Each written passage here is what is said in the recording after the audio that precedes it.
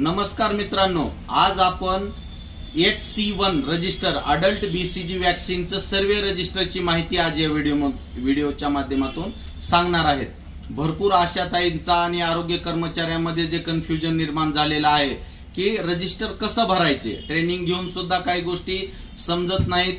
ठीक आहे, तर आपण काही गोष्टीचा इथं या व्हिडिओच्या माध्यमातून सर्वांना मदत होईल, चुका होणार नाहीत या दृष्टिकोनातून हा आम्ही व्हिडिओ बनवण्याचं ठरवलेला आहे। तर आपण सर्वात पहिले याचे कॉलम समजून घेऊया की ज्याच्यामध्ये ऍक्च्युअली सर्वे करायचा आहे आणि त्याच्यामध्ये आपल्याला कन्फ्युजन होत आहे।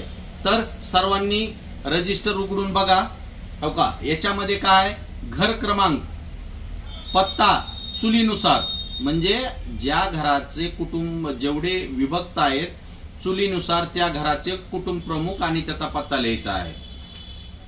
त्यानंतर कुटुंब प्रमुखाचे नाव, त्या घरातील कुटुंब प्रमुखाचे नाव घ्यायचंय आणि कॉलम क्रमांक C, त्या घरामध्ये 18 वर्षापेक्षा जास्त व्यक्तींची संख्या किती आहे।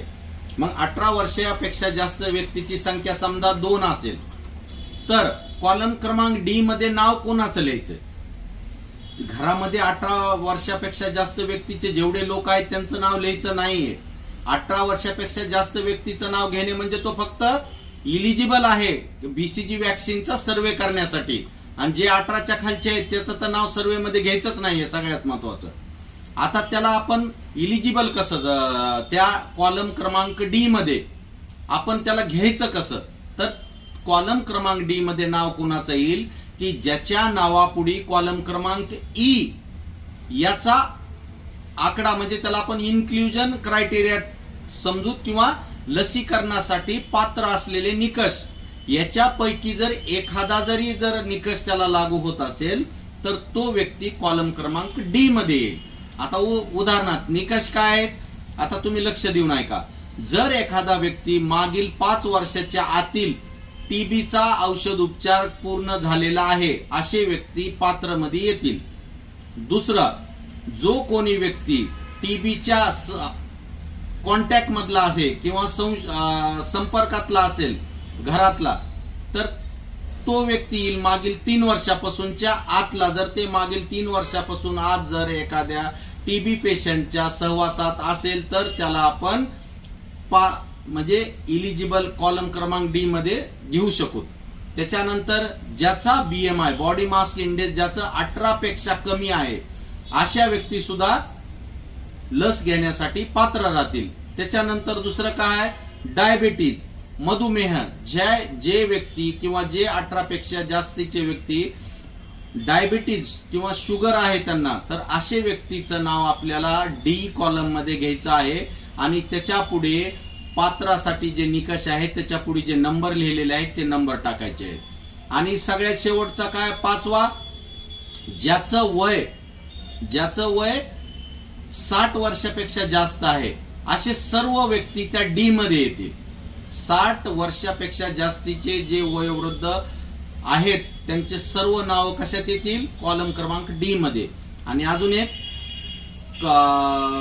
4 नंबर,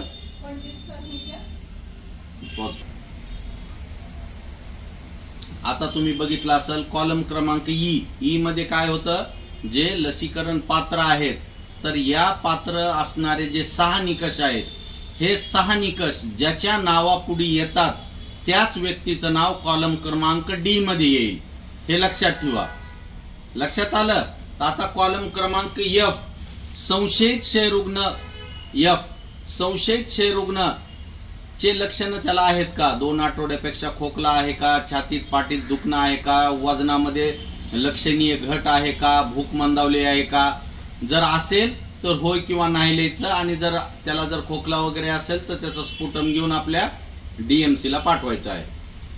त्याच्यानंतर कॉलम क्रमांक G, आता कॉलम क्रमांक G मध्ये काय आहे, लसीकरणासाठी अपात्र करण्याचे कारण किंवा निकष।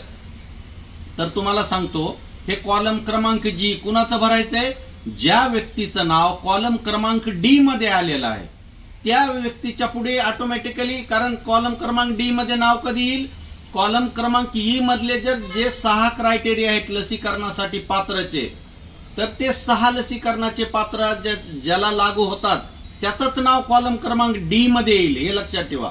त्याच्यानंतर आता कॉलम क्रमांक जी जे आहे तर त्याचे कारण काय आहेत? लसीकरणासाठी अपात्र करण्याचे कारण ज्याचं वय 18 वर्षाच्या खालील आहे. ज्याचं वय 18 वर्षे नाही ते ऑटोमॅटिकली लसीकरणासाठी अपात्र राहतील. दुसरं, जे संमती देणार नाहीत, आम्हाला लस घ्यायची नाही, आम्हाला नको आहे, आम्ही जरी तिकडे पात्र असला तर आम्हाला लस घ्यायची नाही, तर अशा व्यक्तीचा क्रमांक येईल 2. आणि त्याला आपण जे कॉलम क्रमांक जी आहे तिथं कारण टाकीत बसायचं नाही, त्या कारणाच्या पुढे जो क्रमांक आहे तो क्रमांक फक्त टाकायचा. लक्षात आलं? आता कारण क्रमांक 3, गंभीर आजारी, दुर्धर आजारी, ज्यांना की दुर्धर आणि गंभीर आजार आहे पूर्वीपासून, अशा व्यक्ती अपात्र होतील. कारण क्रमांक 4, गरोदर माता, गरोदर माता आणि स्तनदा माता हे आपल्या अपात्र यादीमध्ये राहतील, कारण यांना आपल्याला लस द्यायची नाही. आता कॉलम आपलं कारण क्रमांक 5, टीबीच्या उपचारावर असलेले, टीबी प्रतिबंध उपचार घेणारे, जसे की टीपीटी घेणारे, टीबीचे ट्रीटमेंट घेणारे असे लोकांना अडल्ट बीसीजी वॅक्सिन द्यायची नाही.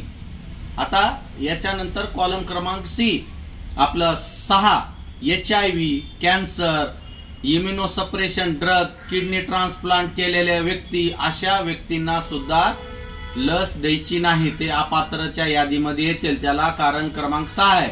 आता 7, अशा व्यक्ती की ज्यांना बीसीजी लस असेल किंवा इतर कोणतेही लसीकरणाने तीव्र रिॲक्शन्स आलेले आहेत, अशा व्यक्तींना लस द्यायची नाही, ते अपात्र मध्ये जातील आणि त्याला कारण क्रमांक आहे 7. त्याच्यानंतर MSM, CSW, IDU, तृतीयपंथीय, ट्रान्सजेंडर, सेक्स वर्कर, अशा ज्या व्यक्ती आहेत, नशेमधून शिरेद्वारे नशापानी करणारे व्यक्ती, अशा व्यक्तींना लस द्यायची नाही, त्याला कारण क्रमांक आहे 8. लक्षात आलं? हे सगळ्यात महत्वाचे कोणते कोणते कॉलम आहेत? कॉलम क्रमांक डी, कॉलम क्रमांक ई, कॉलम क्रमांक जी. आता त्याच्यानंतरचा कॉलम आहे एच. काय आहे? बीसीजी साठी पात्र आहे का? होय असेल होय लिहा, नाही असेल नाही लिहा. त्याच्या पुढे मेल फिमेल, त्या व्यक्तीचा, कुटुंब प्रमुखाचा, घरातल्या व्यक्तीचा चालू मोबाईल नंबर घ्यायचा आहे. त्यानंतर बीसीजी लस घेण्यास इच्छुक आहे का? एवढं सर्व झाल्याच्या नंतर जर तो म्हणला मला तुमच्या सर्व गोष्टी मान्य आहेत पण मला लस घ्यायची नाही, माझी इच्छा नाही, तर अशा ठिकाणी आपण त्या संशयिताला किंवा त्या व्यक्तीला आपण कन्व्हिन्स करून त्याला लस देण्यासाठी प्रवृत्त करावे आणि त्यांना सांगावं की ही लस 0 पासून म्हणजे जन्मलेल्या बाळापासून आम्ही ही लस देत आलेले आहेत, तर या लसीकरणाचे दुष्परिणाम होणार नाहीत, असं करून त्या पेशंटला कन्व्हिन्स करून लसीकरणासाठी पात्र लाभार्थ्याला लसीकरण देण्यासाठी प्रवृत्त करावे आणि त्याला लस टोचावी. त्याला तसं त्यानं नाही म्हणला तर त्याला सोडून देऊ नये. आणि जर एखादा माणूस घेण्यास कसल्याच पद्धतीने तयार नसेल तर याचे कारण पुढील कॉलम क्रमांक एम मध्ये आहे, तर ते आपण एका थोडक्यात जाणून घेऊ. आता इच्छा नसण्याची कारण काय असणार आहे? 18 वर्षावरील बीसीकरण लसीकरणाबद्दल मला माहित नाही, त्याच्यामुळे मी तुमची लस घेत नाही, हे बी कारण असू शकते. कारण क्रमांक 1 झालं. कारण क्रमांक 2, लसीकरण माझे गैरसोयीचे आहे, म्हणजे घरापासून 15 किलोमीटर, 10 किलोमीटर, 5 किलोमीटर, किंवा मला ते कन्व्हिनियन्स पडत नाही, त्याच्यामुळे मला लसीकरण घ्यायची नाही, तुमची लस नको आहे. कारण क्रमांक 2. आता कारण क्रमांक 3 काय? लसीकरणाचा वेळ. लसीकरणाचा वेळ जर सकाळी असेल तर मला सकाळी उठणं होत नाही, मला माझ्या घरचे काम असते, सकाळी सकाळी मी तुमच्याकडे येऊ का, अशा अनेक कारण असतील, त्याला कारण क्रमांक 3. तर कारण क्रमांक 4 काय असेल? मला गरज भासत नाही, मला तुमच्या लसीकरणाची गरज नाही, मी चांगला सुदृढ आहे, मला काही झालेलं नाही, अशा प्रकारे मी तुमची लस घेत नाही, याचं कारण क्रमांक 4. आणि कारण क्रमांक 5 काय? सत्राच्या दिवशी उपलब्ध नाही. समजा ज्या गावामध्ये ज्या दिवशी आपण सत्र उपलब्ध करणार आहेत त्यानं म्हणला मी गावात नाही, मी ऊसतोडीला जाणार आहे, मी गावाकडे जाणार आहे, मी पुणे मुंबईला जाणार आहे, असे जे काही कारण असतील तुमच्या लसीकरणाच्या दिवशी मी अवेलेबल नाही, असं कारण क्रमांक 5. आता कारण क्रमांक 6, बीसीजीची किंवा लसीची किंवा इंजेक्शनची मला भीती वाटते, काही झालं हरकत नाही, मी लस घेणार नाही, मला इंजेक्शनची खूप भीती वाटते, असं कारण क्रमांक 6. आता कारण क्रमांक 7 काय, गोरगरीब लोक असतात, प्रत्येकाच्या पोटा पाण्याचा प्रश्न आहे, त्याला मजुरी बुडवून आपल्याला लस घेण्यासाठी वेळ नसतो, तरी त्याला एकदा समजून सांगा की बाबा मजुरी जरी 1 दिवसाची बुडली तर लस आपलं आयुष्य वाचवू शकते, तुला टीबी पासून संरक्षण करू शकते. तुला जर टीबी झाला तर तुला पुढले 6 महिने गोळ्या खाऊन घरात बसावं लागेल, ते परवडते का? 1 दिवसाचा कामाला उशीर करून लस घेऊन जाणे परवडते, असे करून आपण त्याला लस घेण्यासाठी प्रवृत्त करू शकतो. जर ऐकलंच नाही तर कारण क्रमांक 7 आणि कारण क्रमांक 8 काय, समाजामध्ये बीसीजी लसीकरणाबद्दल चुकीची अफवा पसरवल्या गेली आहे किंवा इंजेक्शनने माणूस मरतो, हे ते अशा अनेक गोष्टी जे शिकलेले आणि न शिकलेले आहेत हे दोन्ही लोक अफवा पसरण्यामध्ये पटाईत असतात.